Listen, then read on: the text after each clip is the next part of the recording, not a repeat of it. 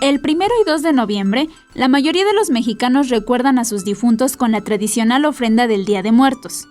Esos días, todas las casas se iluminan con veladoras y ofrecen a sus seres queridos la comida, bebida y dulces que más les gustaban. Pues le pongo lo tradicional, su pan, lo que le gustaba de comer, o sea, muchas veces les gustaba el mole, la fruta que les gusta también.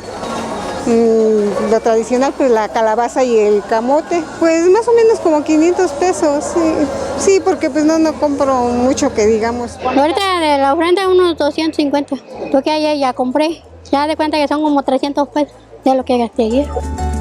La tradicional flor de cempasúchil y de terciopelo cuesta entre 10 y 20 pesos dependiendo del tamaño. Traemos la planta de Xochimilco. Bueno, la delegación, el pueblo donde la sembramos se llama Toyehualco. En 20 pesos estamos dando y tenemos chicas de este tamaño. Pasa una, ¿no? Por favor. Esta, le valen 10 pesos. Igualmente, es semilla. El costo de las veladoras es variado. Oscilan entre los 20 y 50 pesos, mientras que el precio del papel picado es más accesible y llega a costar desde 1 a 10 pesos. La parte divertida de la ofrenda son los dulces.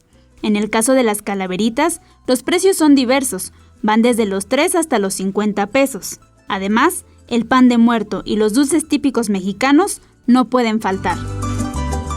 Sería como el camote está a 100 pesos el kilo.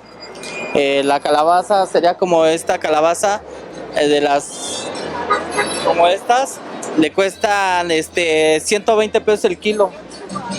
Y tenemos lo que es la fruta cristalizada también, la cajita le cuesta 50 pesos. Y pues el tejocote, que también es tradicional para los muertitos.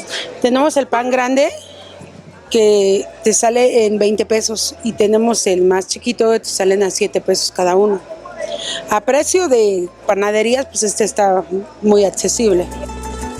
En total, poner un altar para nuestros difuntos podría salir alrededor de 300 a 500 pesos con cada uno de los elementos mencionados, además de incluir el platillo y bebida favorita de nuestro difunto. Con imágenes de Jorge Barajas, Gloria López, 21 Noticias.